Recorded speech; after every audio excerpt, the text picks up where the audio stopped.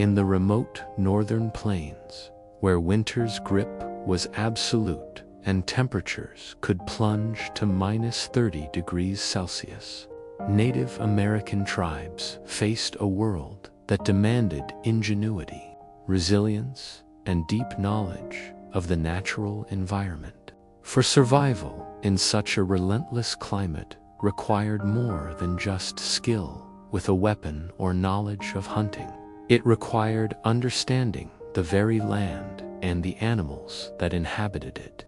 And among the greatest innovations to arise from this intimate connection with the environment was the Tipi, a marvel of engineering, culture, and art, whose simple conical form belied a complexity that allowed families to endure the harshest conditions while living fully and meaningfully within them.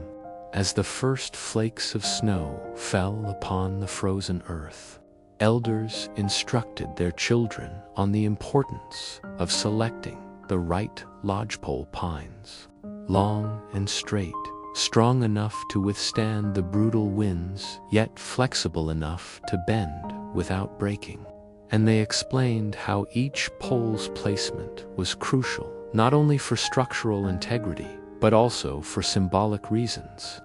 As the poles represented the connection between the earth and sky, the human world and the spiritual world, a tangible reflection of the universe itself. And while the men hauled these heavy poles across the plains, women were busy preparing the buffalo hides, meticulously scraping and stretching each one to ensure it would provide maximum insulation against the biting cold. And when the hides were sewn together with sinew, they created a seamless covering that trapped heat within while remaining breathable,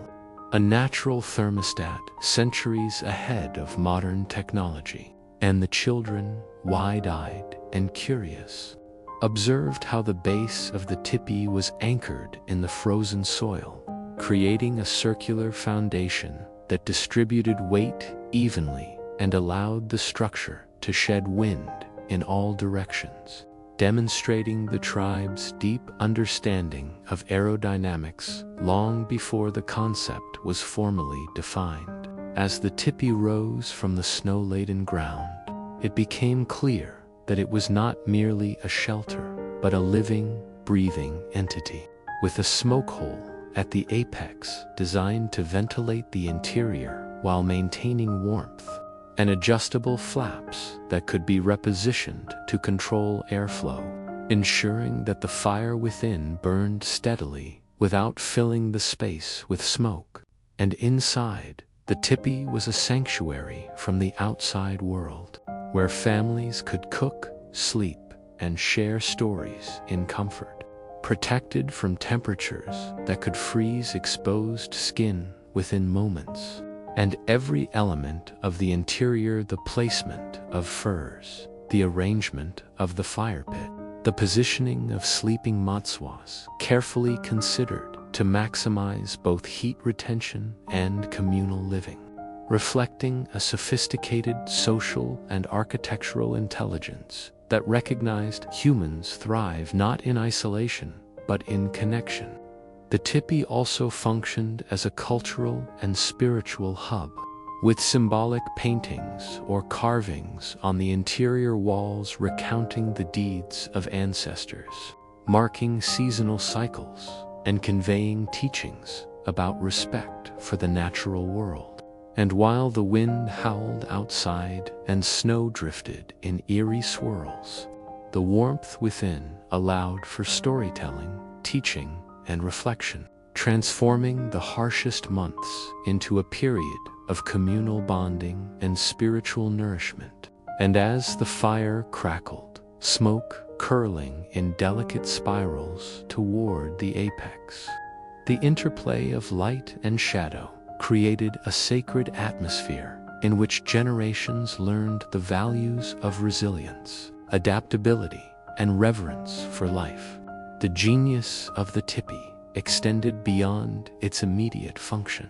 as its mobility allowed tribes to follow the bison herds across vast distances, ensuring a steady supply of food, hides, and materials without the need for permanent structures that could not withstand the shifting environmental conditions. And its portability was not merely practical, but essential for maintaining the delicate balance between human life and ecological sustainability, allowing the land to recover as the people moved with the seasons, a pattern repeated countless times over centuries, reinforcing the intimate bond between human survival and environmental stewardship, a philosophy embedded in every stitch, every pole, and every careful adjustment of the smoke flaps. The construction of a tipi was an intergenerational lesson, a ritual in which knowledge was transmitted orally and visually, children learning not through formal education, but through observation, repetition, and participation, absorbing lessons about geometry, physics, weather patterns, and spiritual symbolism in a context that was immediate, practical, and deeply resonant. And as families completed the assembly of their winter home, the structure stood as a testament to human ingenuity, patience, and reverence for life, a warm heart in the frozen expanse, where survival was harmonized with beauty, and life was not merely endured, but celebrated in song, dance, storytelling, and the quiet satisfaction of a fire that refused to die, proving that the harshest climates could be transformed into spaces of creativity, learning, and profound connection through knowledge, care, and the remarkable engineering wisdom embedded in the humble yet extraordinary Tipi.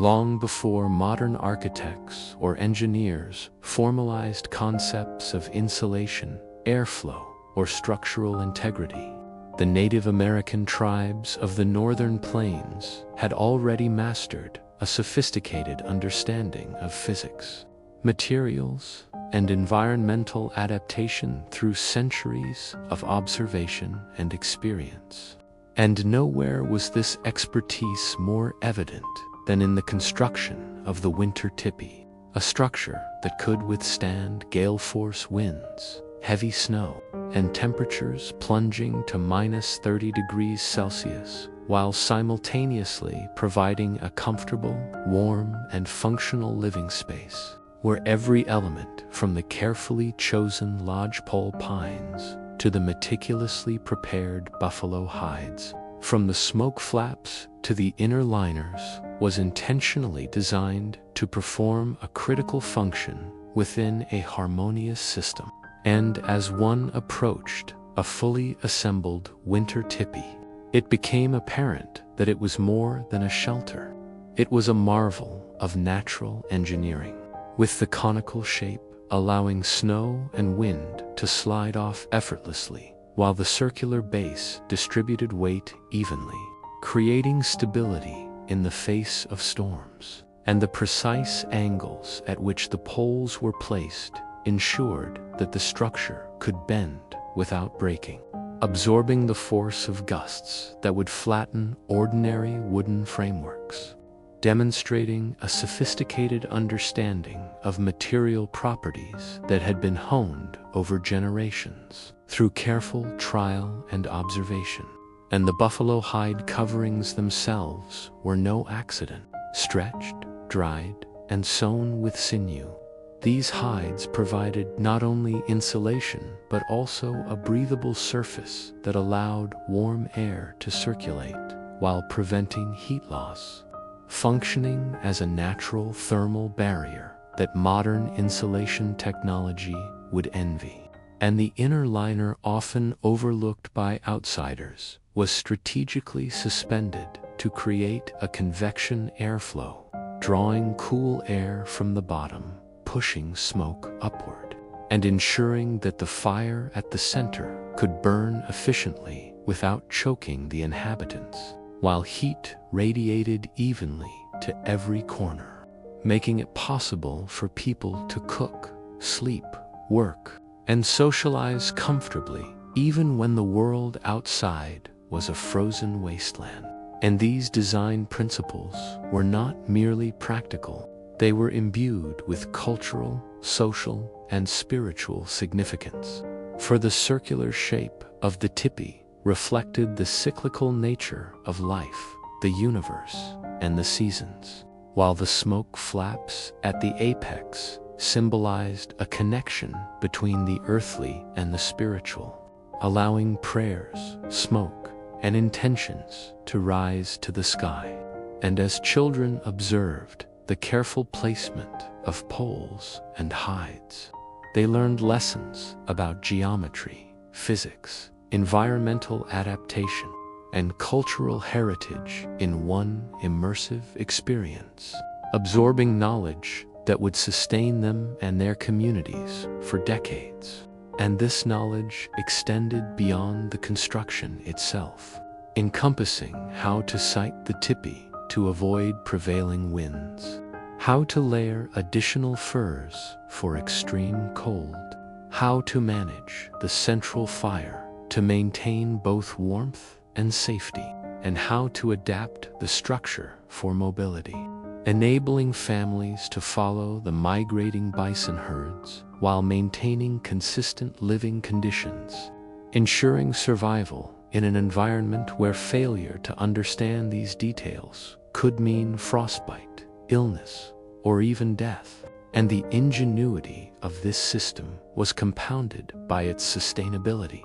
Every material was natural, renewable, and sourced with respect for the land, from the lodgepole pines to the hides of animals hunted for food, clothing, and shelter, creating a closed-loop system in which humans lived in harmony with nature rather than in conflict with it. And while the wind howled outside and snow piled against the walls, the interior of the tipi remained a warm, luminous, and functional space, where families cooked hearty stews over the fire, slept in furs and robes carefully arranged to maximize heat retention, and told stories of ancestors, seasonal changes, and heroic deeds, maintaining social cohesion and cultural continuity even in the most extreme conditions. And every adjustment to the flaps, every careful alignment of a pole, every layer of hide sewn with precision, reflected centuries of accumulated knowledge, creativity, and observation, proving that survival in the harshest climates required more than brute force. It required intelligence, cooperation, and a deep understanding of the natural world. And as the night descended and the glow of the fire reflected on the interior walls, the tipi became not only a shelter but a sanctuary, a place of warmth, learning, reflection, and connection to both the environment and the broader universe, demonstrating that human ingenuity, when combined with respect for nature, could produce a structure of astonishing efficiency, beauty, and cultural significance, one that transformed the frozen, hostile plains into a livable, thriving, and spiritually meaningful home. And even as the blizzard raged outside, families inside experienced comfort, safety, and continuity, the very embodiment of centuries of adaptation, intelligence, and reverence for life, making the winter tipi not merely a temporary dwelling, but a symbol of resilience, survival, and the profound knowledge that Native American communities had cultivated long before modern science could articulate the principles they lived by every day. Inside the tipi, life unfolded with a rhythm and resilience that mirrored the harshness of the world outside. For as the wind howled across the northern plains and snowdrifts rose like frozen waves, families moved through their intimate spaces with purpose, knowledge, and a sense of harmony that had been honed over countless generations. And the interior, carefully arranged around the central fire pit, was a microcosm of community, culture, and survival. The heat from the glowing flames radiated gently against the thick furs and hides lining the floor, creating pockets of warmth where children could play, elders could teach, and adults could work without fear of frostbite, while the smoke flaps above allowed the gentle escape of smoke, maintaining air quality and comfort in a space that could otherwise have been suffocating. And every object within the tipi was intentional. From the arrangement of cooking utensils and stone boiling pots near the fire to the placement of bedding in semicircular patterns that reflected social hierarchy, spiritual beliefs, and practicality. And as the family prepared their meals, the smells of roasted game, simmering stews, and baked roots mingled with the natural scent of tanned hides, creating an atmosphere that was not only nourishing to the body, but also comforting to the spirit, a sensory reminder of connection to the land, the animals, and each other.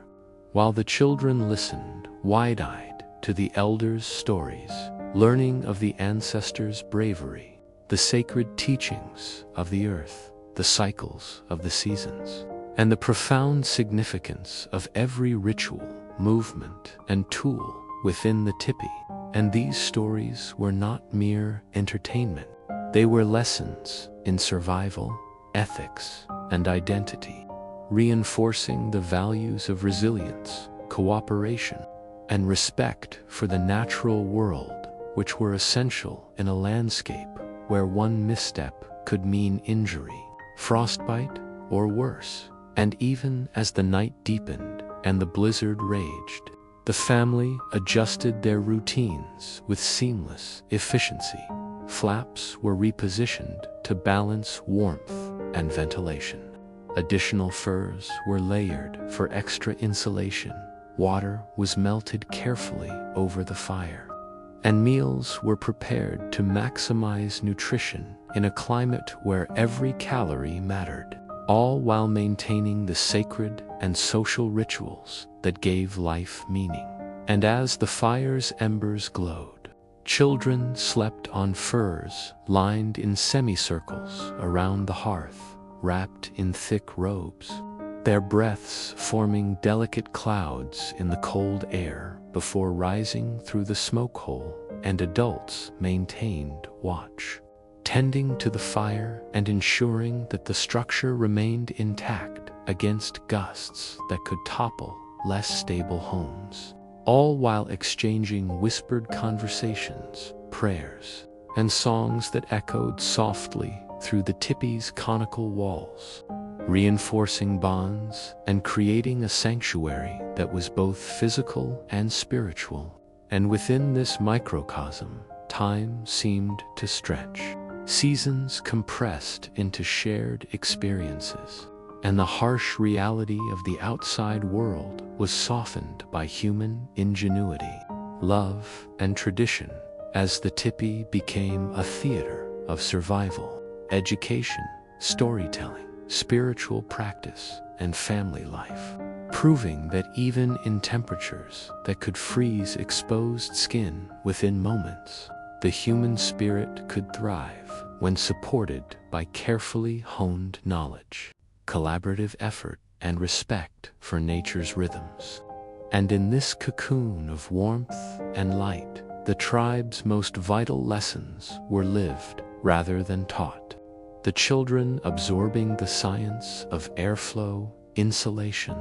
and fire management alongside the art of storytelling, the sacred geometry of the poles, and the subtle nuances of social and spiritual practices that bound the community together. And as the long night wore on, the tipi remained a living organism of warmth, light, and culture, a testament to the creativity, intelligence, and resilience of Native Americans, whose profound understanding of their environment turned even the most extreme cold into a season of learning, bonding, reflection, and survival. And as the first hint of dawn crept across the icy plains, illuminating the frost-laden landscape outside, the family emerged renewed,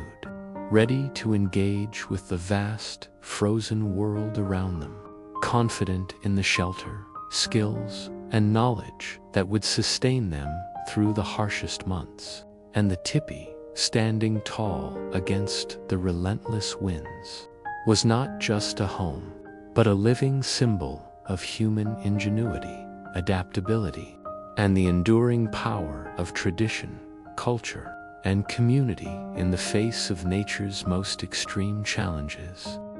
As the northern plains transitioned from the soft gray of pre-dawn into the piercing white brilliance of mid-morning, the Native American tribes prepared for the intricate dance of survival that was hunting and gathering in temperatures that routinely plunged to -30 degrees Celsius, a world where every decision, every movement, and every tool could mean the difference between sustenance and starvation. And for the tribes such as the Lakota, Cheyenne, and Blackfoot, survival depended on an intimate understanding of the migratory patterns, behaviors, and physical cues of the bison, deer, and small game that dotted the frozen expanse. Knowledge that had been refined over generations through patient observation, oral histories, and practical experimentation.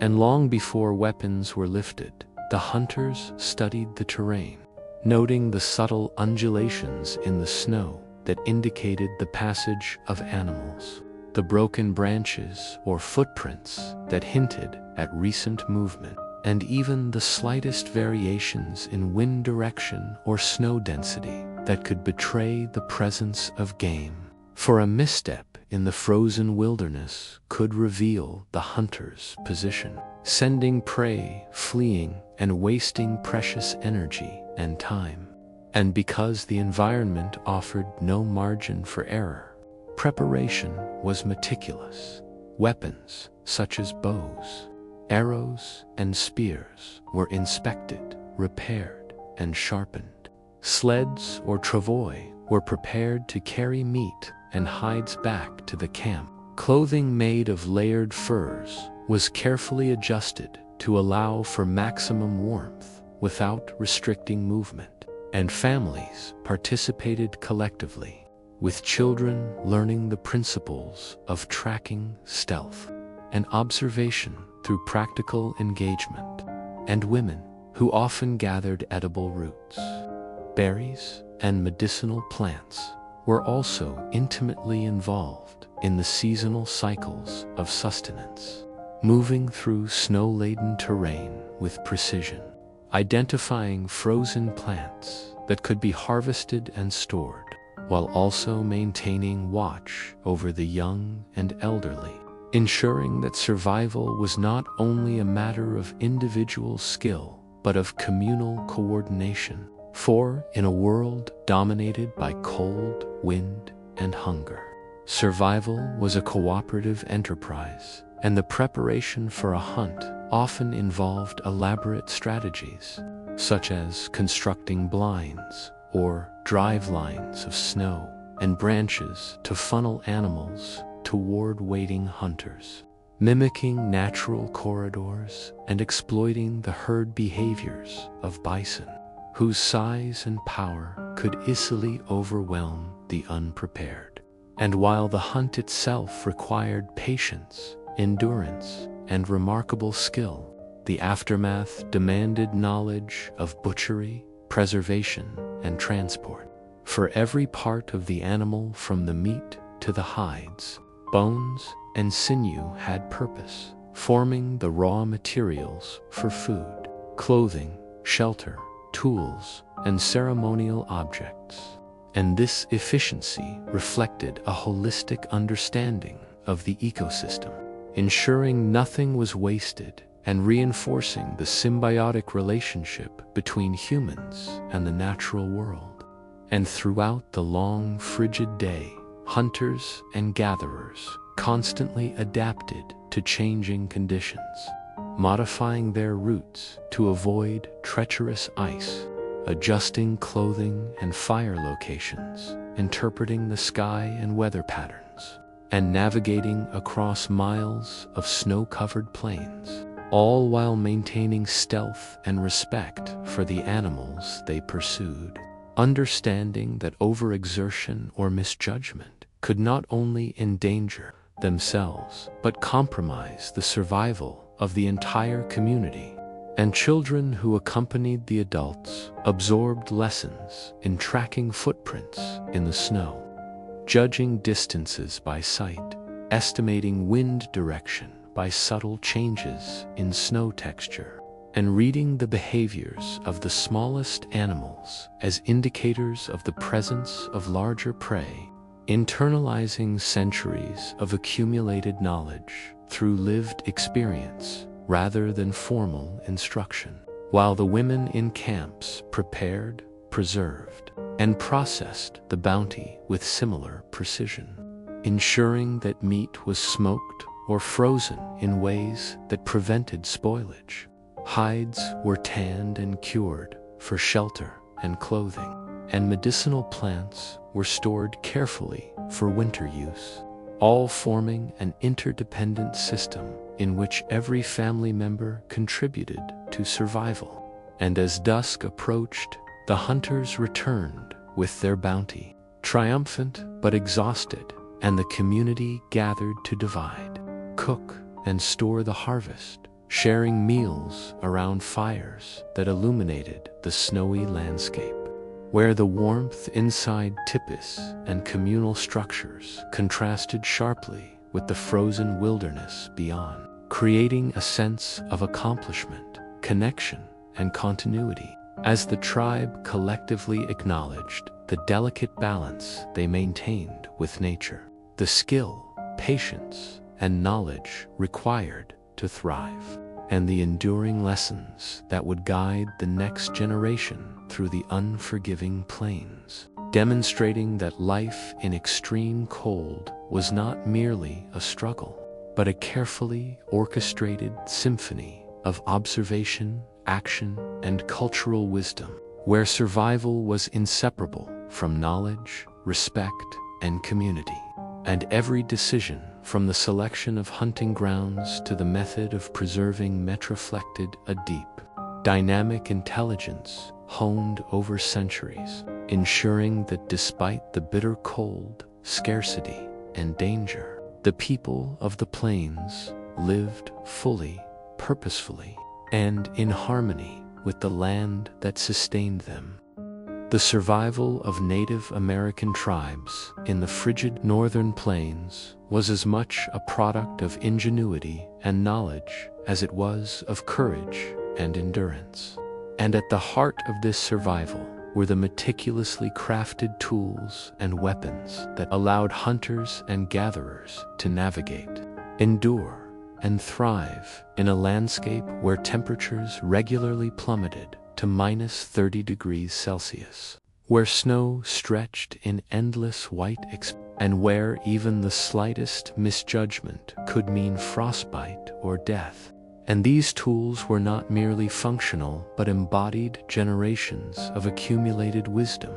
designed with precision, efficiency, and adaptability, reflecting a profound understanding of materials, mechanics, and environmental conditions. For instance, the bows and arrows used in winter hunts were carefully crafted from flexible yet strong woods like yew or ash, strung with sinew to provide consistent tension, and tipped with points made of stone, bone, or metal when available, allowing hunters to bring down game with both accuracy and force.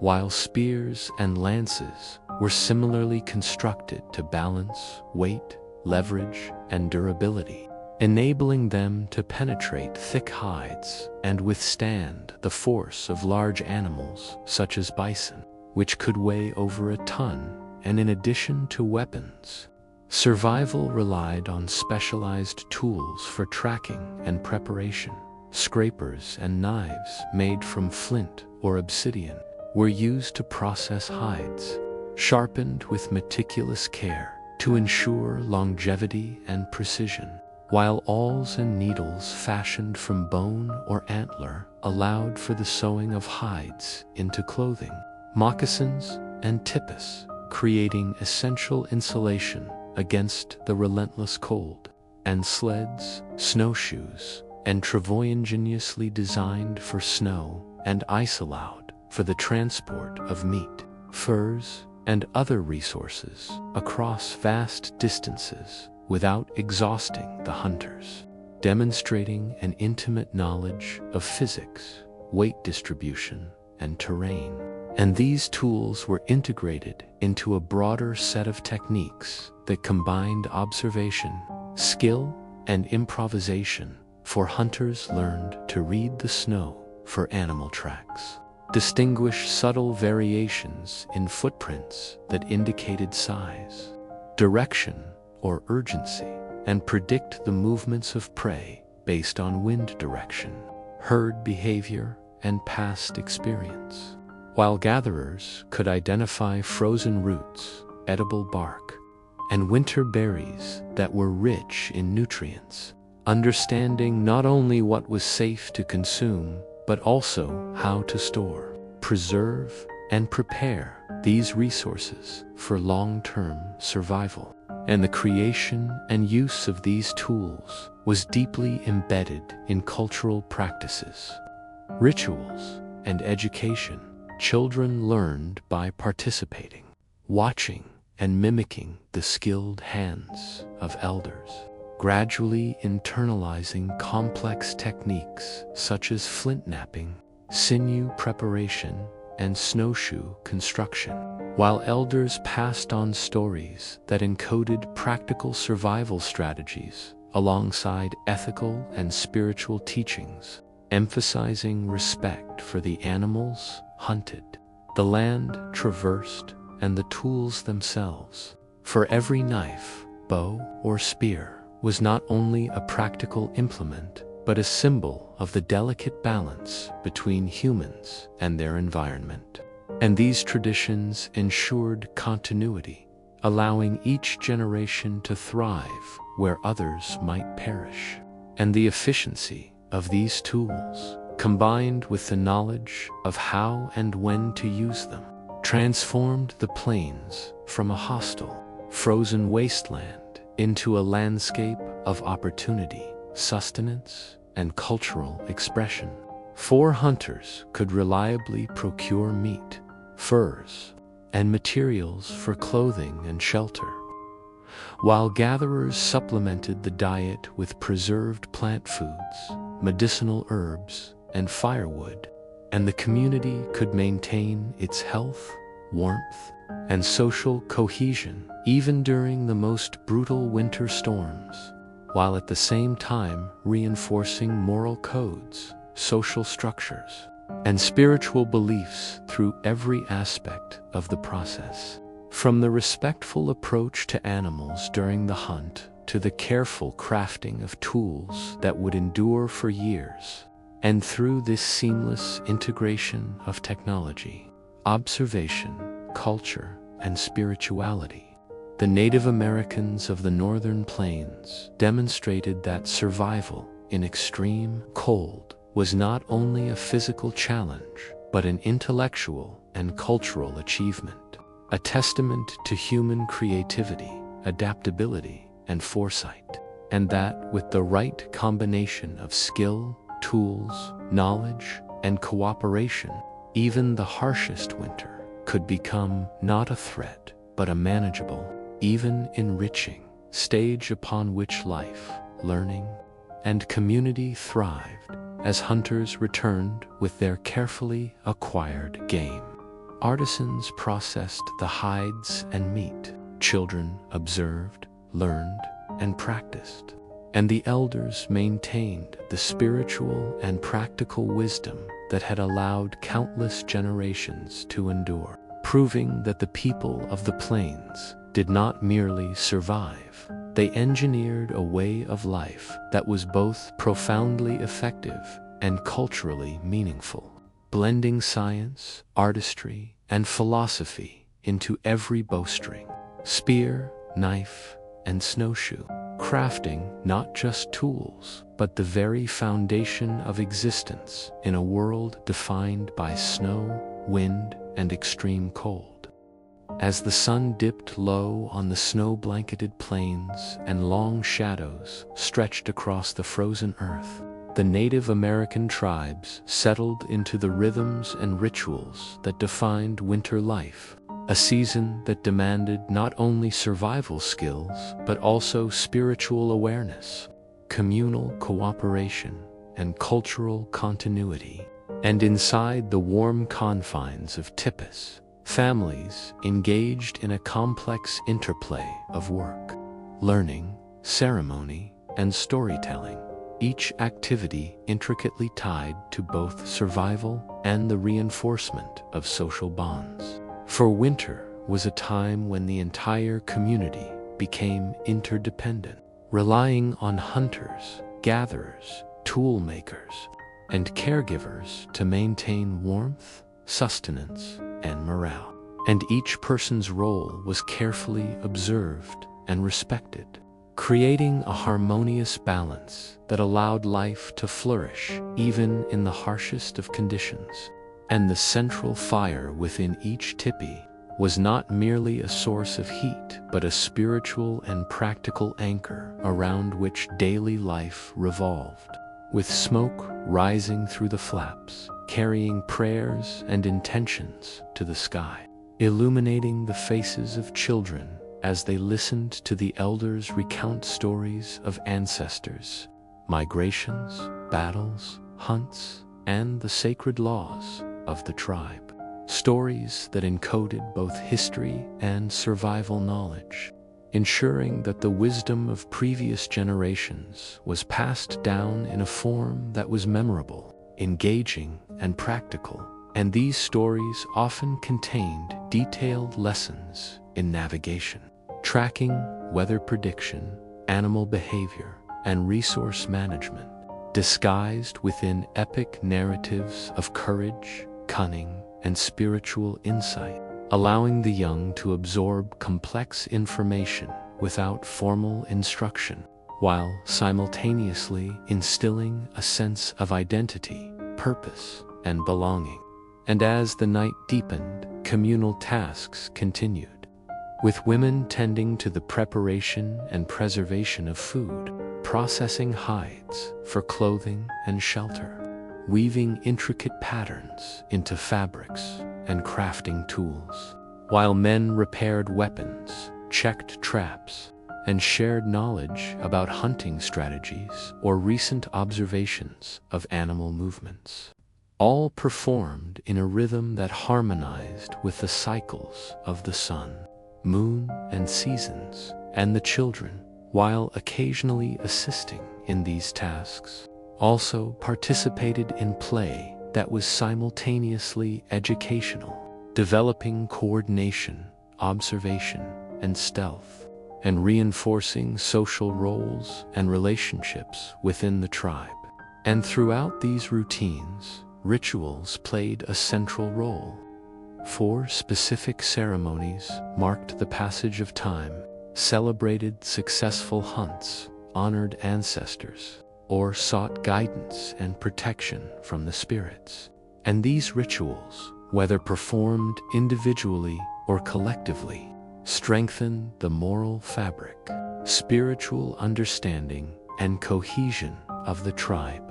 blending practical knowledge with symbolic meaning in ways that created resilience, not only physically, but also emotionally and culturally. And outside, the wind roared and snow swirled across the plains, a constant reminder of the fragility of human existence in such a climate. Yet, inside the Tipis, life persisted with warmth, laughter, conversation, song, and the aroma of carefully prepared meals, a microcosm of organization, ingenuity, and cultural richness. And the tribe's understanding of fire management, airflow, insulation,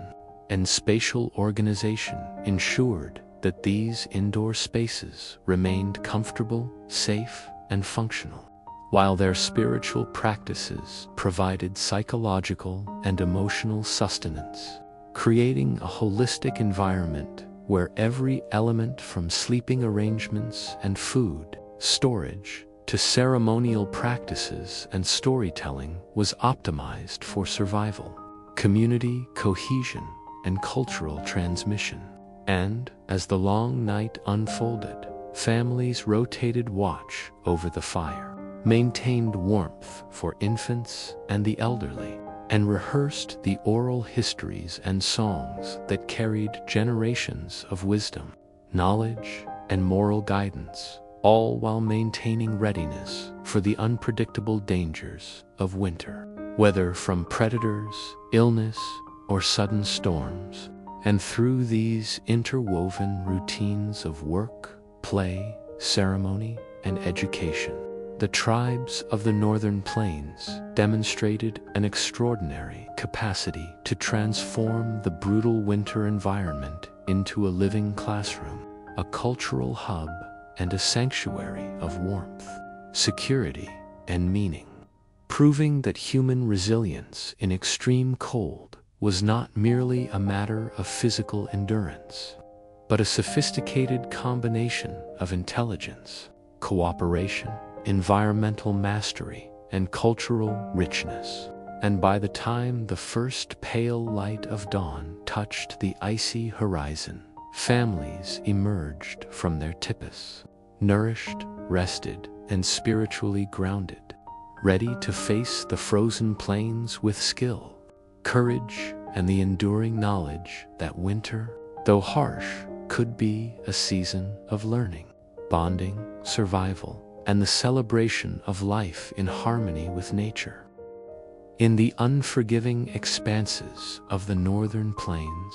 where snow stretched endlessly and temperatures regularly plunged to -30 degrees Celsius, the survival of Native American tribes depended not only on the warmth of the tipi and the skill of the hunter, but also on their remarkable ability to move strategically across the land in search of food, resources, and safety, for the frozen wilderness demanded a dynamic approach to habitation, one in which mobility was as essential as shelter.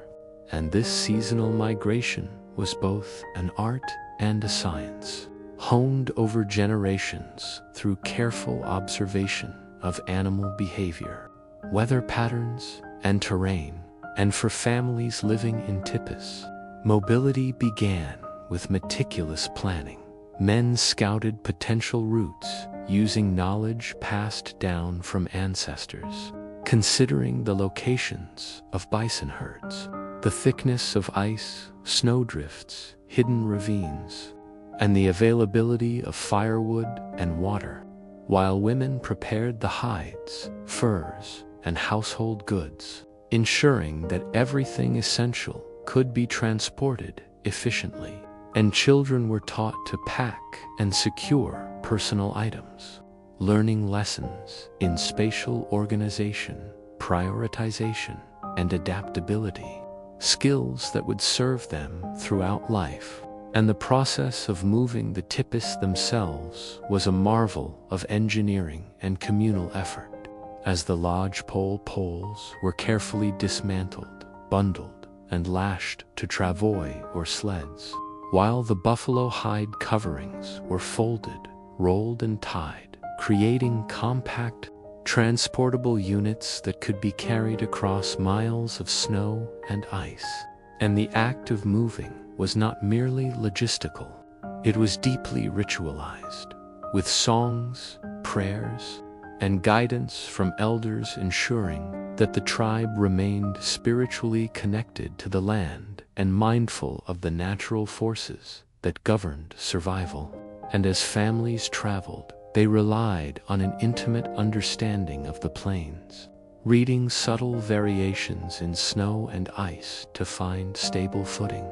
interpreting the behavior of small animals as indicators of predator presence or herd movements, and navigating using the positions of the sun, stars, and landmarks that had been memorized and taught through generations, all while maintaining warmth, monitoring children and elders, and coordinating the pace to conserve energy, as exhaustion in the extreme cold could quickly become deadly. And this mobility was not merely functional but integral to the tribe's relationship with the land. For, by following the seasonal movements of bison and other game, they maintained sustainable hunting practices, allowed grazing areas to recover, and preserved the ecological balance, demonstrating a sophisticated understanding of environmental stewardship long before formal ecology existed. And the entire migration was orchestrated with precision. Teams of hunters and scouts would move ahead to check conditions, locate game, and identify hazards, while families followed in well-practiced formations, using snowshoes to navigate deep drifts, pulling sleds laden with provisions, firewood, and household items. And children, taught to observe and adapt, learned not only survival techniques, but also patience, teamwork, and respect for the environment. And upon reaching suitable campsites, the community quickly erected tipis, using practiced sequences of assembly that combined speed, efficiency, and structural integrity, ensuring that even in high winds or deep snow, the shelter would provide warmth, safety, and comfort. And the cyclical nature of these migrations reinforced cultural continuity, as stories, songs, and rituals associated with specific landscapes, hunting grounds, or landmarks were retold and remembered, embedding knowledge of the land into the social and spiritual fabric of the tribe, while also teaching lessons about resilience, foresight, and cooperation.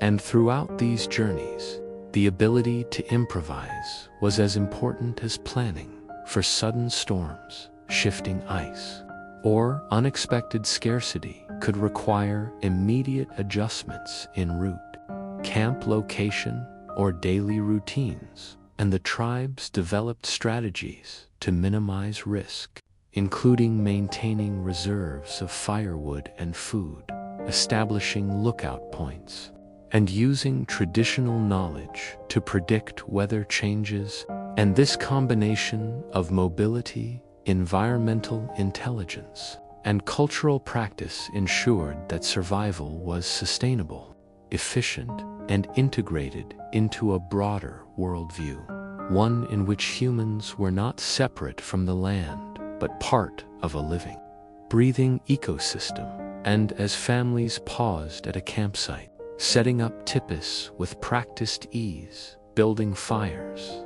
and preparing meals, the frozen plains transformed from a hostile wilderness into a controlled, habitable space, demonstrating the seamless integration of human ingenuity, environmental mastery, and cultural tradition. And even in the most brutal winter conditions, the art of migration enabled the tribes to thrive, maintain social cohesion, honor spiritual obligations, and ensure the transmission of knowledge to the next generation, proving that mobility in extreme cold was not merely a necessity, but a sophisticated, holistic practice that combined science, culture, and survival into a single, elegant way of life that sustained communities across centuries.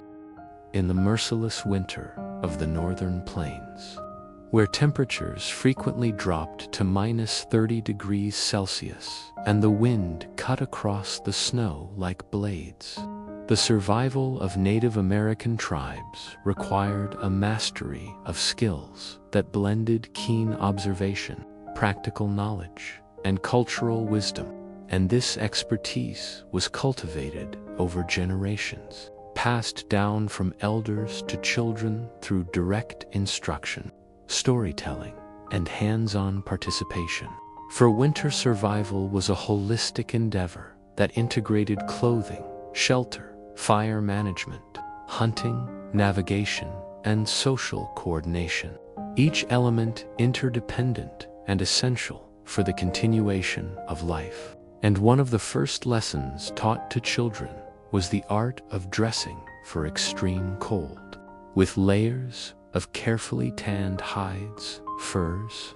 and robes designed to insulate while allowing freedom of movement. And every layer served a distinct purpose. Inner furs absorbed sweat and retained warmth. Mid-layers added insulation and structural support, and outer layers protected against wind, snow, and moisture, all tailored to the individual's size, age, and activity. And the preparation and maintenance of these garments was itself a skill, involving tanning hides, stitching with sinew, trimming for fit, and occasionally adorning clothing with symbolic patterns that conveyed social status, spiritual beliefs, or family lineage, all while ensuring maximum efficiency in energy retention. And alongside clothing, the construction and management of the tipi was paramount, with elders teaching how to select the ideal site considering wind direction, elevation, snow depth, and proximity to water and firewood, and how to assemble poles and hides rapidly while maintaining structural stability against the harshest gusts, and how to adjust the smoke flaps to regulate airflow, balance heat, and prevent smoke accumulation, creating a living environment that could withstand the coldest nights while remaining safe and comfortable. And central to daily survival was fire, not just as a source of warmth, but also for cooking, melting snow for water, preserving food, and signaling. And maintaining a fire in sub-zero temperatures required knowledge of wood types, moisture content, kindling arrangement, and airflow management, as well as continuous attention to ensure that it did not extinguish, for even a short loss of heat could endanger lives. And alongside these technical skills, tribes developed sophisticated hunting techniques adapted specifically for winter conditions, understanding how snow, wind, and terrain affected animal behavior, and using methods such as tracking footprints, reading subtle signs in the snow, driving game into prepared kill zones, and coordinating multiple hunters in strategic formations, all while conserving energy and maintaining safety.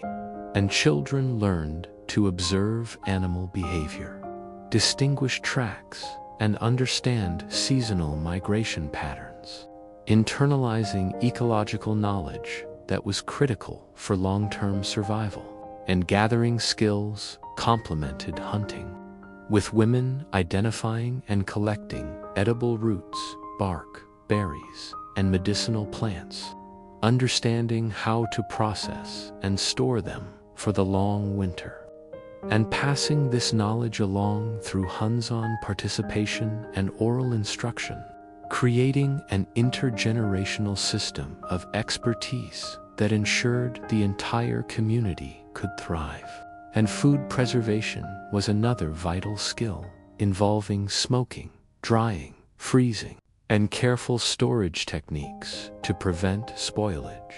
with families working collectively to manage limited resources and plan for weeks or months ahead, all the while maintaining social harmony and teaching younger members responsibility, patience, and foresight. And navigation across the plains in whiteout conditions demanded an almost supernatural awareness of using landmarks, star positions, wind patterns, and subtle terrain clues to avoid hazards, locate hunting grounds, and return safely to camp.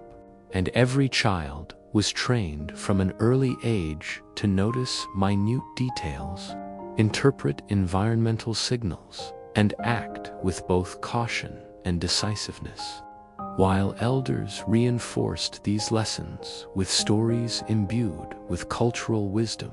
morality, and survival strategy. And throughout all of this, spiritual practices reinforced the mental and emotional resilience necessary for enduring such harsh conditions, with ceremonies, prayers, and rituals serving to honor the land, the animals, the ancestors, and the forces of nature, providing a sense of purpose, connection,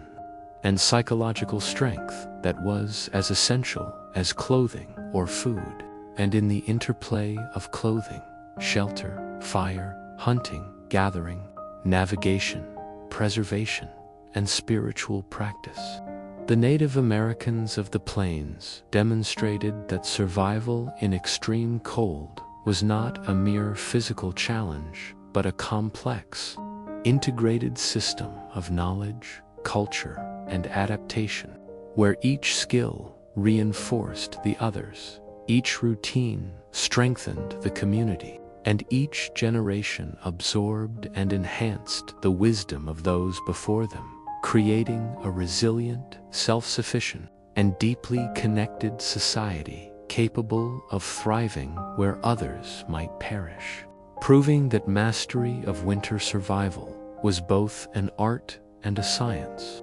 blending intelligence, observation, innovation, and tradition into a seamless way of life that transformed the brutal, frozen plains into a domain of human ingenuity, endurance, and cultural richness.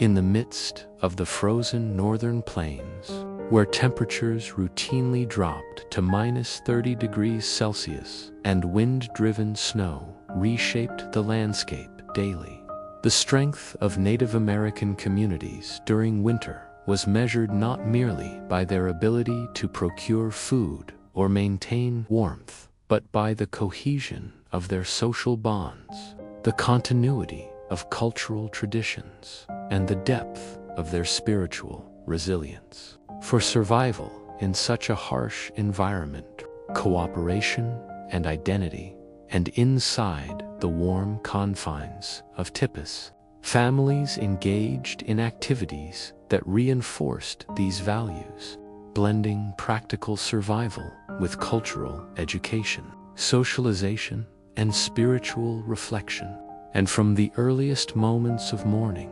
children were taught through direct participation and observation, absorbing lessons about fire management, clothing care, tracking, and food preservation, alongside the stories, songs, and rituals that connected them to their ancestors, to the land, and to the cycles of life, and every action within the Tipi, from the careful tending of the central fire to the preparation of meals, from the repair of clothing and tools to the telling of stories, was infused with purpose, meaning, and cultural continuity, and elders, whose wisdom spanned decades and generations, guided these activities with patience, ensuring that knowledge was transferred seamlessly while also maintaining a sense of spiritual awareness.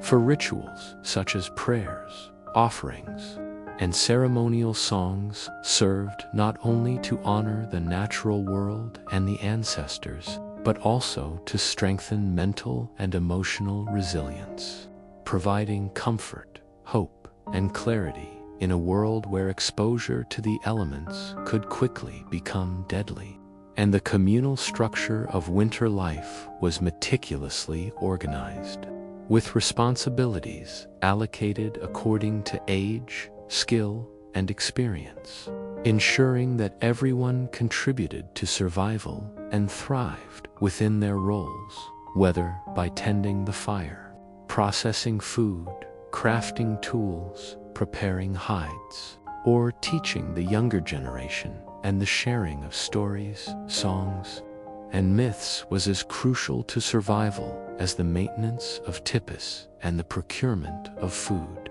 For these narratives encoded vital information about hunting strategies, ecological patterns, spiritual practices, social ethics, and seasonal knowledge, all while nurturing a sense of belonging, continuity, and purpose. And as evening fell and the wind rattled the walls of the Tipis, families gathered around the central fire, listening attentively as elders recounted tales of ancestors who had braved similar winters, recounting lessons about patience, courage, respect for the land, and the importance of communal effort, with each story carefully woven to embed practical survival skills alongside moral guidance and spiritual reflection. And these gatherings reinforced the rhythm of winter life, providing structure and stability amidst the unpredictable and often brutal external environment, while also cultivating social bonds that ensured cooperation, empathy, and mutual support across the tribe. And within this network of shared labor, knowledge, and culture, young members internalized complex lessons about the environment, survival, and human behavior, observing firsthand how decisions, timing, and adaptability determined outcomes in hunting, gathering, and daily life, and how emotional intelligence, respect, and spiritual mindfulness were equally important in negotiating the challenges of a frozen, wind-swept landscape, and the physical aspects, building fires, tending Tipis, dressing appropriately, and navigating the snow-covered plains were always inseparable from these social, cultural, and spiritual dimensions, creating a holistic system in which each action reinforced the other, fostering a resilient, adaptive, and culturally rich community capable of enduring even the harshest conditions. And as the long winter night deepened, the Tipis glowed warmly with firelight, reflecting the faces of families engaged in quiet conversation, storytelling, teaching, and song, while outside, the wind sculpted snowdrifts and the frozen plains stretched endlessly toward the horizon. And this juxtaposition of interior warmth, of human ingenuity and natural harshness, served as a constant reminder that survival was not simply an individual endeavor, but a collective, culturally informed, spiritually grounded achievement. And through the seamless integration of practical skills, social coordination, cultural continuity, and spiritual practice, the tribes of the northern plains transformed the brutal, frozen months into a season not only of survival, but of growth, learning, reflection, and reaffirmation of identity, demonstrating that the mastery of winter life was both an art and a science, a testament to human ingenuity, cooperation, and the profound understanding that life, even in the most extreme conditions, could flourish when guided by knowledge, culture, and spirit. And as dawn eventually broke over the snow-laden plains, the families emerged from their Tipis, fortified physically, mentally, and spiritually, ready to face another day in a landscape that demanded resilience, skill, and an unwavering connection to the land, the ancestors, and each other, proving that the strength of a community, its culture, and its spiritual resilience could turn even the harshest winter into a stage for survival, learning, and the enduring expression of humanity at its most resourceful and profound. In the frozen northern plains, where the harsh winter winds cut through layers of clothing and temperatures regularly plunged to -30 degrees Celsius, the survival of Native American tribes depended not only on shelter, clothing, and food, but also on an intricate understanding of medicine, healing practices, and the human body. For exposure to cold, frostbite, and injury could become life-threatening if left untreated, and the tribes had developed a sophisticated system of winter medicine that combined herbal knowledge,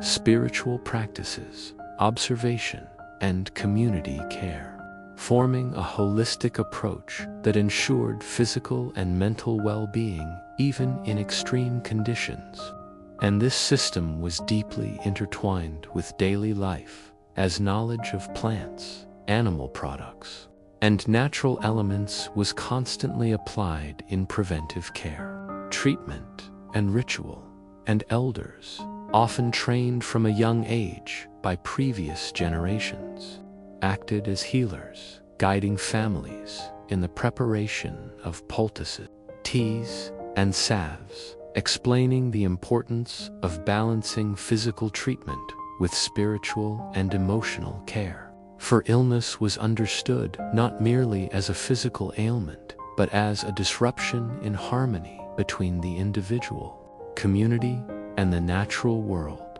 And as snowstorms raged outside, families gathered in Tipis to learn the principles of survival health, observing how to treat frostbite by gradually warming affected areas, protecting extremities with layered furs, and preventing the spread of infection through careful hygiene, all while understanding the nutritional needs that maintained warmth, strength, and resistance to disease. And herbal knowledge was central to these practices, with roots, bark, leaves, and berries carefully harvested, prepared, and stored for winter use, each with distinct properties, whether for calming fever, relieving coughs, treating digestive issues, or healing wounds. And this knowledge was transmitted orally and through practical demonstration,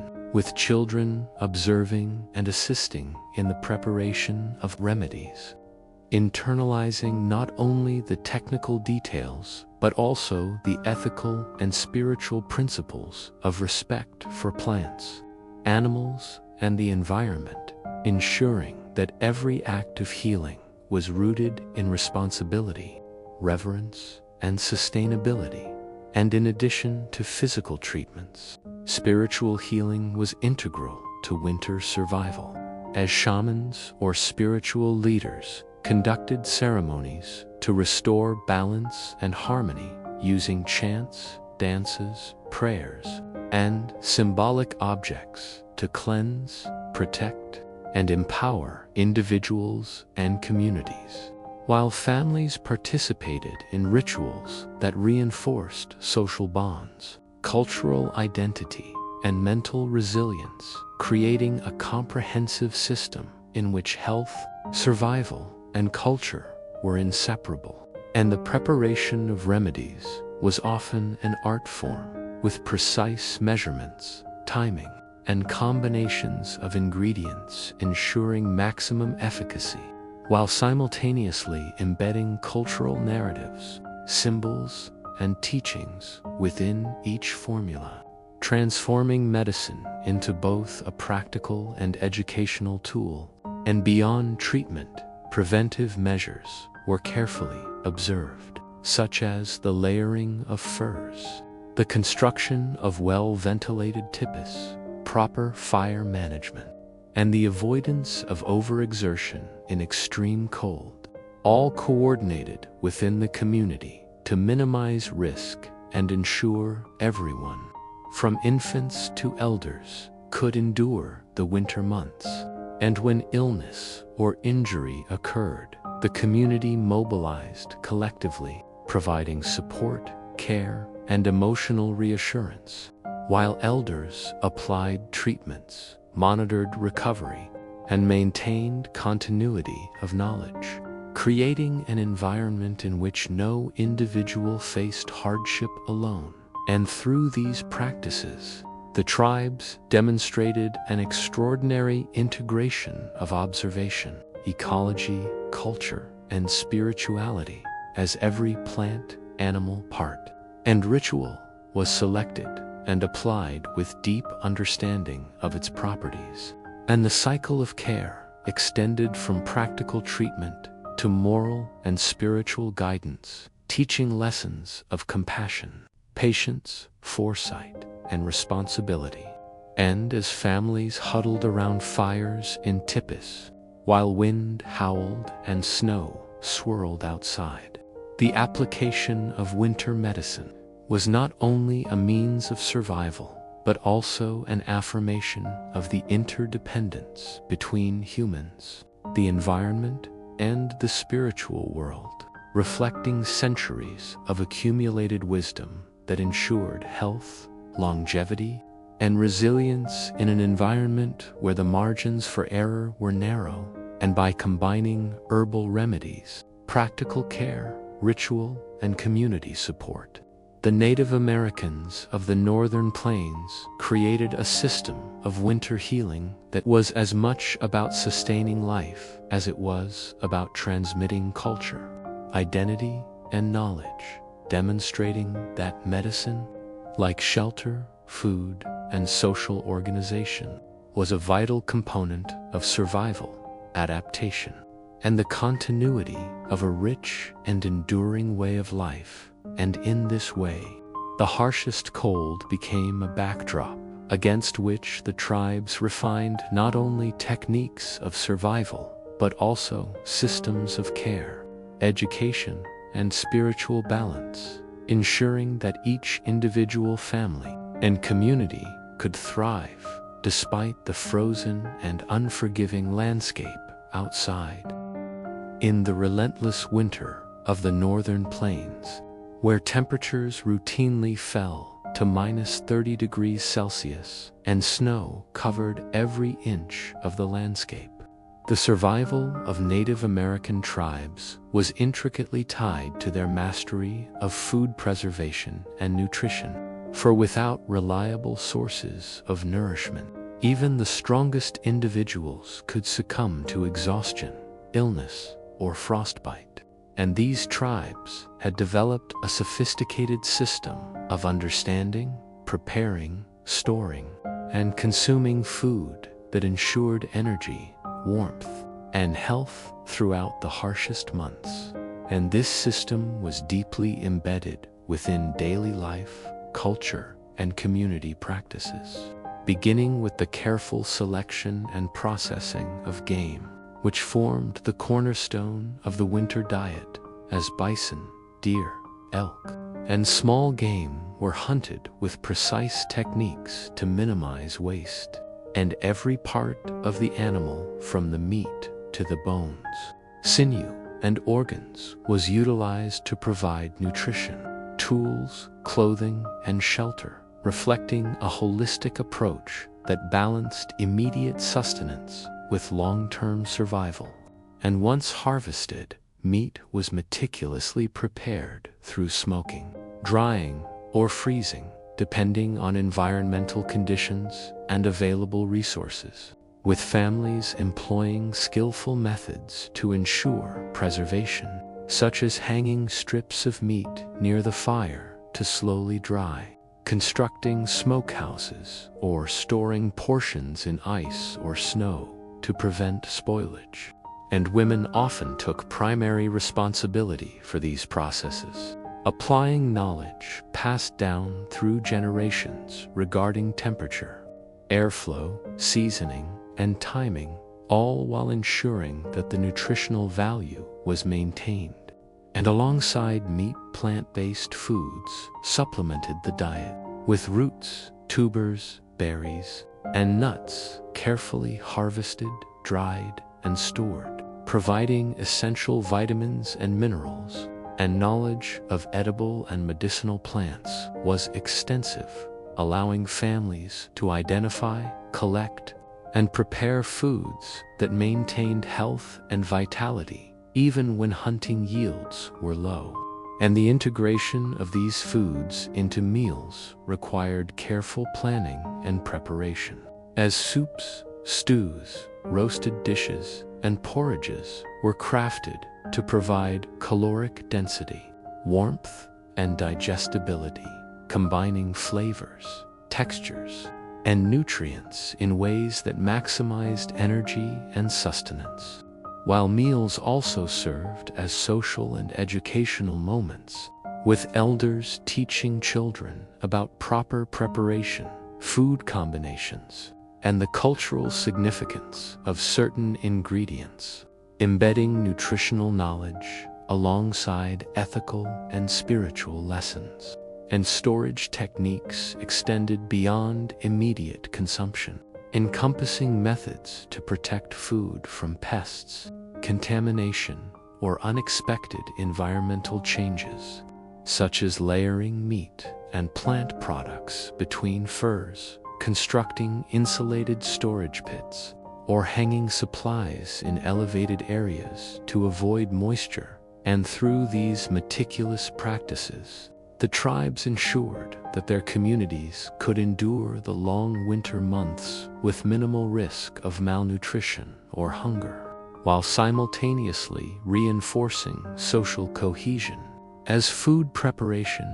and preservation were collective activities requiring cooperation, division of labor, and careful coordination. And this communal aspect also strengthened relationships, teaching trust, responsibility, and reciprocity, as each family member's efforts contributed directly to the well-being of the group. And beyond mere survival, winter nutrition was intertwined with spiritual and cultural practices, as certain foods were consumed in ritual contexts, blessings were offered for successful hunts, and ceremonial meals reinforced connections to the ancestors and the land, creating a holistic approach in which physical sustenance, cultural identity, and spiritual grounding were inseparable. And these practices demanded exceptional knowledge, skill, and foresight, as misjudging preservation techniques or rationing could have dire consequences. Yet, generations of observation, experimentation, and teaching had honed these abilities to near perfection, allowing communities to navigate even the most severe blizzards and shortages with confidence, adaptability, and resilience. And children, while assisting in food processing, internalized critical lessons in measurement, timing, observation, and problem solving, alongside the ethics of resource use and respect for animals and plants, ensuring that knowledge would be preserved and refined for future generations. And as families gathered around fires to share preserved meals, warmth, and companionship, the integration of food preservation, nutrition, and cultural practice became evident, revealing that survival in extreme cold was as much about intelligence, planning, and cooperation as it was about strength and endurance. And through this careful orchestration of hunting, gathering, processing, storage, and consumption, the Native Americans of the northern plains transformed the barren winter landscape into a landscape of possibility, sustenance, and cultural continuity, demonstrating that mastery of winter nutrition was not merely a technical skill, but a central pillar of community, identity, and resilience, enabling life, learning, and growth to flourish even amidst the frozen and unforgiving environment, proving that food, like fire, shelter, and knowledge, was both a means of survival and a manifestation of human ingenuity, culture, and spirit. In the frozen expanse of the northern plains, where temperatures regularly plunged to -30 degrees Celsius and the wind howled relentlessly across the snow-covered landscape, survival for Native American tribes was as much a spiritual endeavor as a physical one. For winter brought challenges that tested not only the body, but also the mind, the spirit, and the cohesion of the community. And in response, the tribes cultivated a rich tapestry of spiritual practices, rituals, and ceremonies that imbued daily life with meaning, guidance, and resilience, creating a holistic system in which physical survival, cultural identity, and spiritual well-being were inseparable. And within the protective warmth of the Tipi, families gathered to honor traditions, perform sacred songs, dances, prayers, and offerings, and transmit the accumulated wisdom of generations, ensuring that each member, from the youngest child to the eldest, understood their place in the natural and spiritual world. And these rituals were deeply connected to the rhythms of nature, the cycles of the sun, moon, and seasons, and the movements of animals, reflecting an intricate understanding of ecology, astronomy, and the interconnectedness of life. And shamans, or spiritual leaders, guided the community through these practices, interpreting signs from the environment, offering counsel on health, hunting, and weather, and conducting ceremonies to restore balance when illness, misfortune, or natural disturbances arose. And participation in these rituals fostered communal cohesion, reinforcing social roles, responsibilities, and bonds. As every act, whether a prayer for successful hunting, a song for protection, or a dance to honor the ancestors, carried both spiritual and practical significance, teaching lessons in patience, respect, observation, and cooperation. And the preparation for rituals involved precise attention to symbolic objects, arrangements of hides and furs, fire placement, offerings of food and materials, and the use of chants, gestures, and movements that encoded knowledge of the seasons, the environment, and survival strategies, allowing spiritual practice to serve simultaneously as education, guidance, and reinforcement of cultural continuity. And children observed and participated from a young age, learning through immersion the sacred narratives, ethical teachings, and practical wisdom embedded in each ceremony, internalizing the interconnectedness of spiritual insight, cultural values, and survival skills. And these lessons extended beyond the Tipi, influencing hunting expeditions, food gathering, travel, and shelter construction, as the spiritual understanding of the land, animals, and elements informed risk assessment and cooperation, creating a culture in which practical survival and spiritual practice were inextricably linked. And even the harshest storms, the deepest snowdrifts, and the most biting cold became manageable when approached with knowledge, skill, communal coordination, and spiritual mindfulness. For the rituals reinforced mental resilience, focus, and a sense of purpose that enhanced the effectiveness of every physical action, from tending fires to navigating the plains, from hunting to preserving food, and from maintaining shelters to caring for the young and elderly. And beyond immediate survival, winter spirituality nurtured moral, ethical, and social education, teaching respect for animals, the land, ancestors, and the natural forces that governed life, and by integrating these lessons into stories,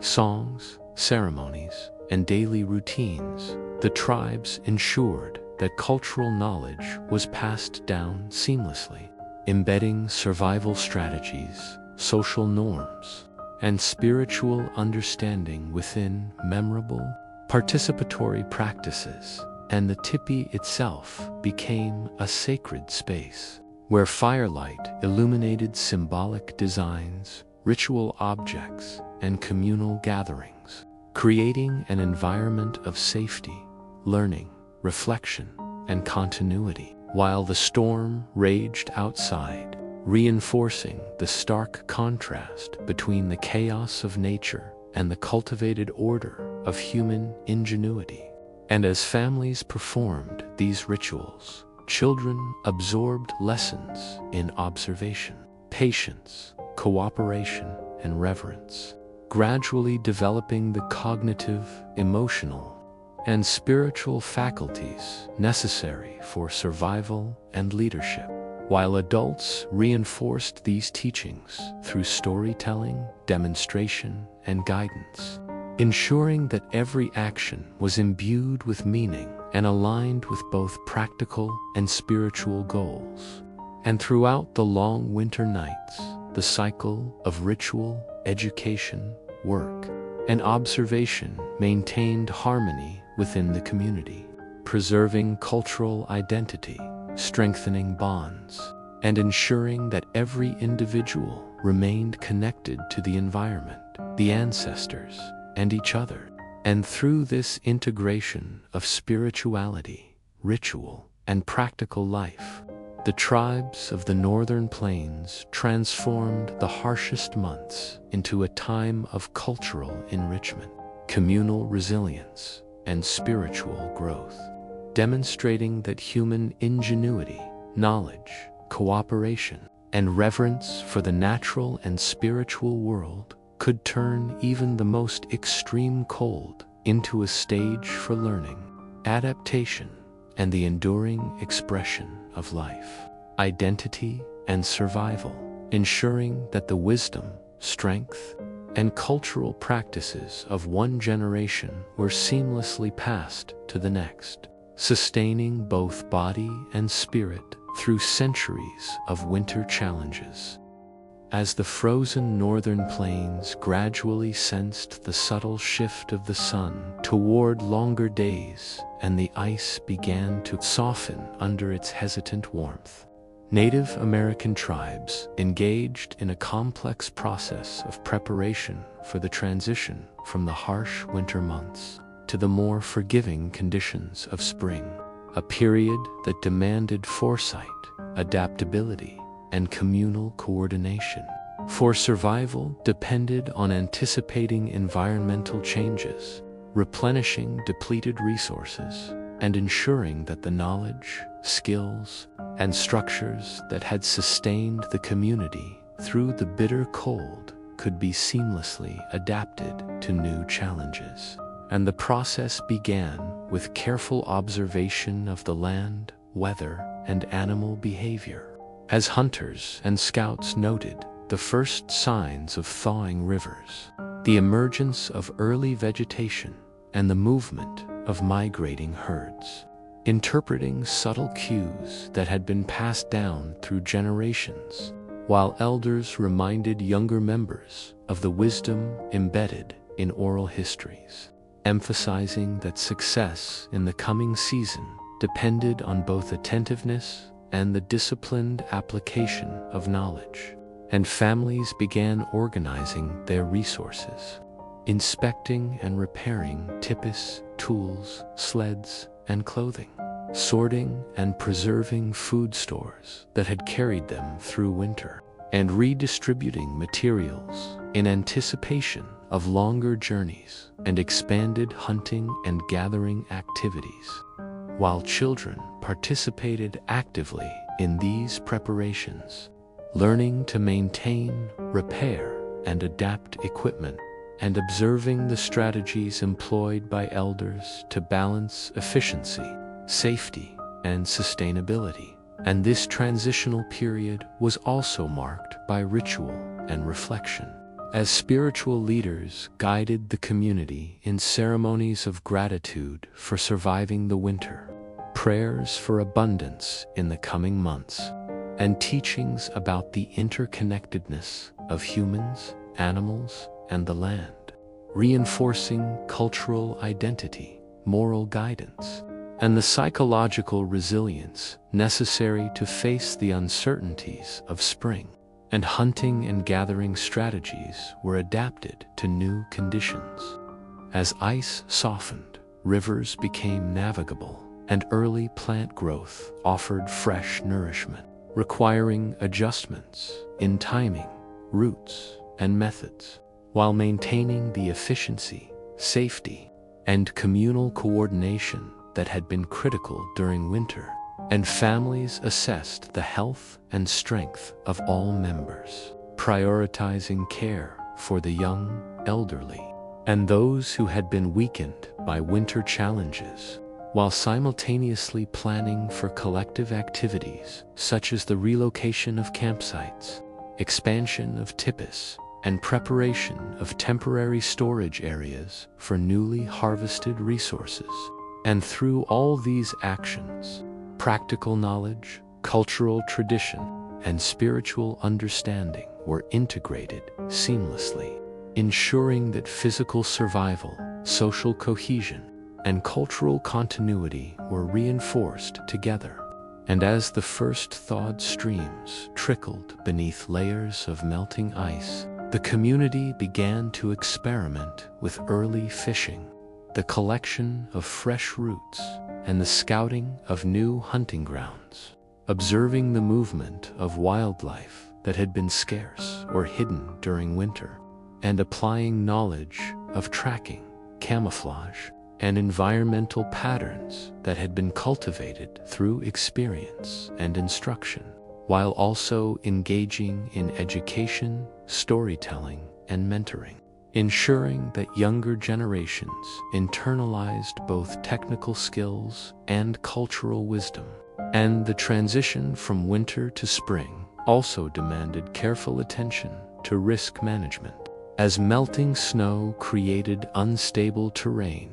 rivers swelled, and lingering cold could still threaten health and safety, requiring flexibility, vigilance, and quick decision-making. And the community maintained social structures that distributed responsibilities for observation, guidance, transport, and protection, reinforcing the importance of cooperation, mutual support, and respect for individual roles within the tribe. And as the days lengthened and sunlight gradually warmed the plains, the families coordinated their activities to take advantage of the improved conditions, moving Tipis when necessary, testing and repairing equipment, experimenting with new food sources, and establishing early gardens or planted areas for spring crops, all while integrating spiritual observances that celebrated renewal, gratitude, and the ongoing relationship between humans and the natural world. And through these complex, interwoven strategies, the tribes demonstrated remarkable foresight, resilience, and cultural sophistication, ensuring that the knowledge, practices, and community structures that had preserved life through the harsh winter could evolve to meet the opportunities and challenges of spring. And as the sun rose higher on longer days, illuminating snow melt streams, emerging vegetation, and the distant silhouettes of migrating animals, the community moved with coordinated purpose, blending survival, education, culture,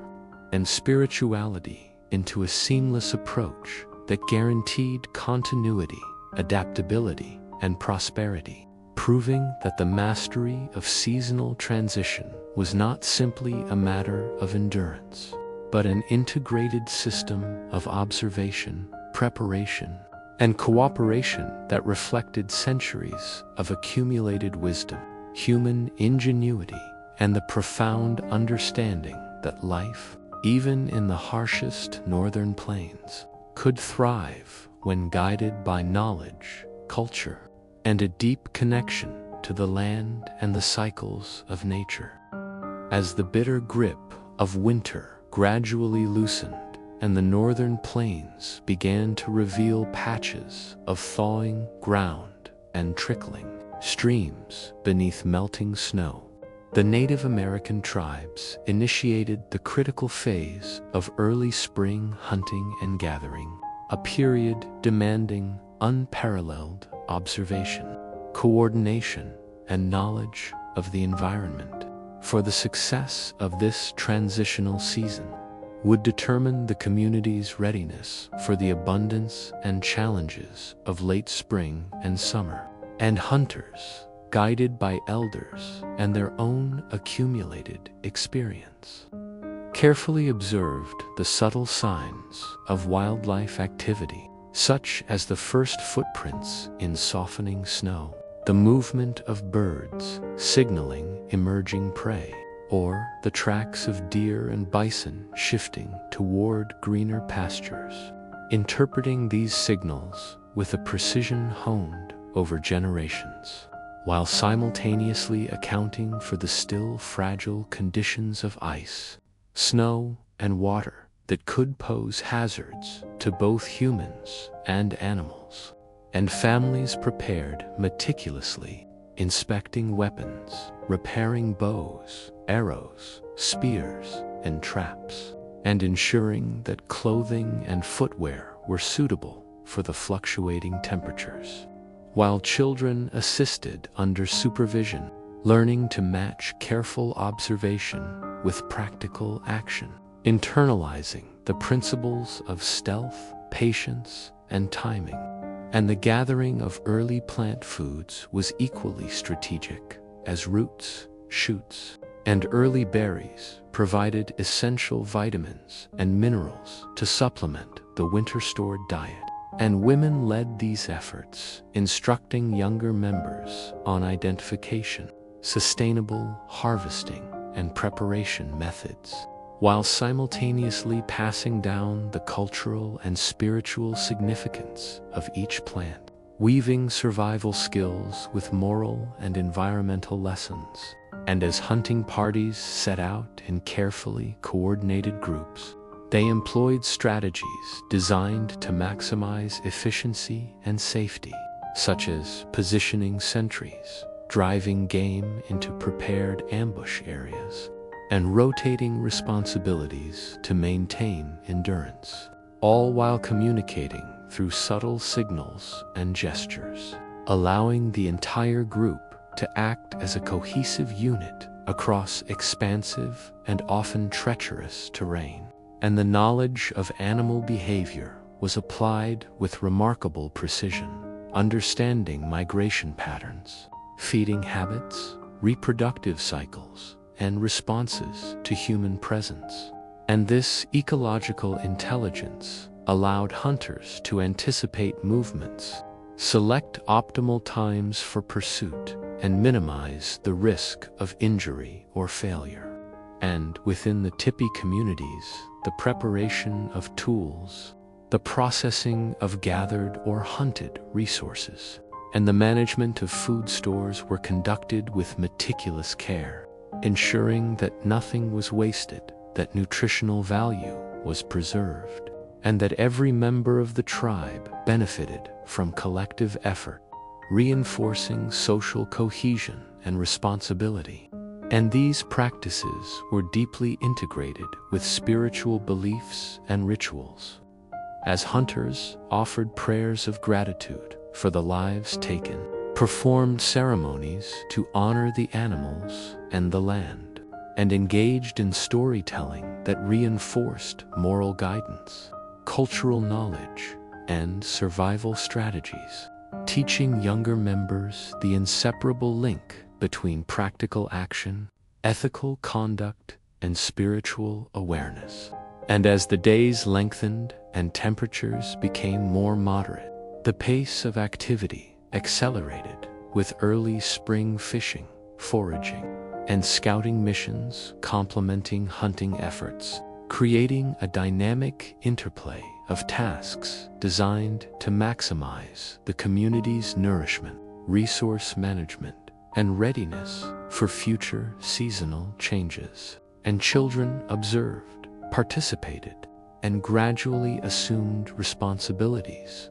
developing skills in tracking, plant identification, navigation, and cooperative work, all while internalizing the ethical, spiritual, and cultural values that underpinned every decision, from the careful selection of a hunting route to the sustainable harvesting of plants. And in this seamless integration of observation, skill, teamwork, spiritual mindfulness, and ecological intelligence, the tribes demonstrated that survival and prosperity were dependent not merely on physical strength, but on a holistic system of knowledge, foresight, and cultural continuity. And by coordinating early spring activities in this manner, the community ensured that resources were efficiently used, social bonds strengthened, skills transmitted,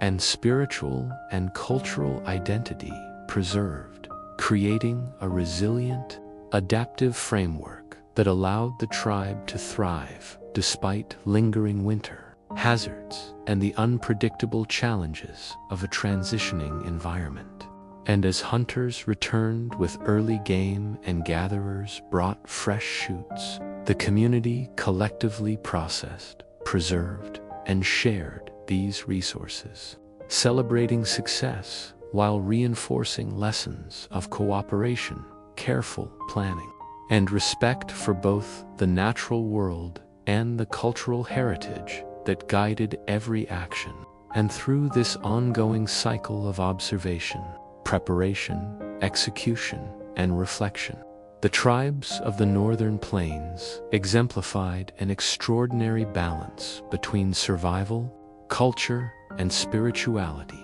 demonstrating that early spring, though fraught with uncertainty, could be transformed into a season of learning, growth, and the seamless application of centuries of accumulated wisdom, ensuring that the community remained strong, cohesive, and fully prepared for the abundant and challenging months that lay ahead.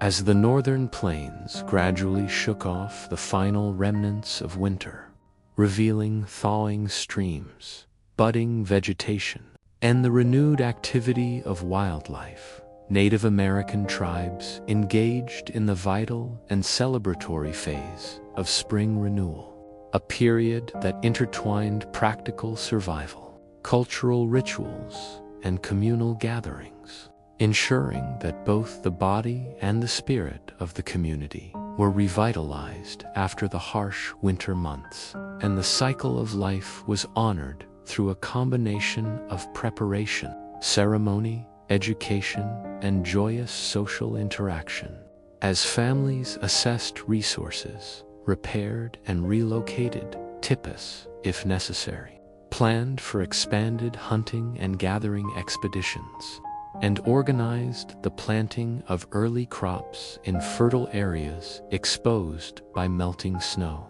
While children actively participated in these activities, learning the essential skills of tracking, foraging, planting, and tool maintenance under the guidance of elders, absorbing practical knowledge alongside cultural wisdom. And at the same time, spiritual practices played a central role in marking this transitional period, as shamans and elders conducted ceremonies to honor the cycles of nature, give thanks for survival through the bitter winter, and bless the land, animals, and community for the abundance and challenges ahead, with songs, dances, prayers, and symbolic offerings, creating an immersive experience that reinforced collective identity, moral values, and a sense of purpose. And these rituals also served as an educational tool,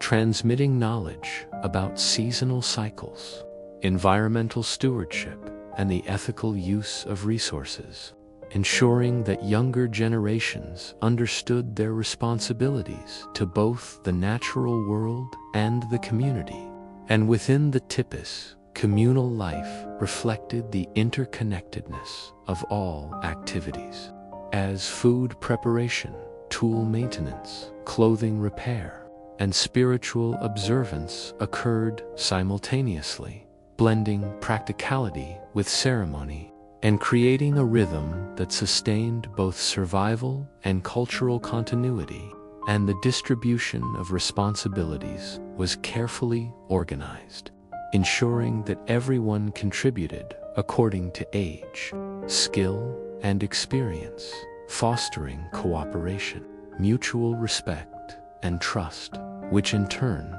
strengthened social cohesion and resilience. And as hunting and gathering resumed with the greater abundance of early spring, the knowledge of animal behavior, plant cycles, and environmental patterns learned during winter was applied with precision, guiding expeditions to maximize yield while minimizing effort and risk. And the results were carefully processed, preserved, and stored for future use, continuing the meticulous approach to nutrition and resource management, while also allowing for the introduction of new foods and techniques appropriate to the season. And throughout this dynamic period, storytelling and cultural education remained central, with elders recounting tales of previous winters, legendary hunts, spiritual experiences,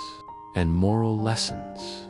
ensuring that each member of the community, especially children, absorbed both practical knowledge and the values, ethics, and spiritual understanding that would guide their decisions and behavior for years to come. And as families gathered in the warm glow of Tipis or in communal spaces outside, celebrations emerged naturally, combining music, dance, feasting, and playful competitions that reinforced bonds, rewarded skill and effort, and marked the passage of time and accomplishment, creating an atmosphere of joy, shared identity, and renewal that complemented the practical work of survival and preparation. And the blend of celebration, ritual, education, and work reflected a sophisticated understanding of human psychology, motivation, and community resilience, ensuring that every individual was nourished physically, mentally, emotionally, and spiritually. And through these carefully balanced cycles, the tribes demonstrated extraordinary adaptability, foresight, and cultural richness, transforming a landscape that could have been hostile and unforgiving into one of opportunity, learning, cohesion, and spiritual growth. And the continuity of these practices ensured that knowledge accumulated over generations, including survival techniques, ecological understanding, social coordination, and spiritual insight, was preserved and enhanced, allowing each successive generation to thrive more effectively than the last. And as spring fully emerged, the tribes stood as a testament to human ingenuity, cooperation, and resilience, blending practical mastery of the environment with cultural depth, moral guidance, and spiritual awareness. And the renewal of life, celebration of survival, and reinforcement of communal bonds highlighted a profound truth that even in the harshest climates, humans can not only endure but flourish, cultivating wisdom, beauty, and meaning, and ensuring the continuity of culture, identity, and life itself across generations, completing the cycle from winter survival to spring vitality in a seamless, integrated system of human knowledge, skill, and spirit.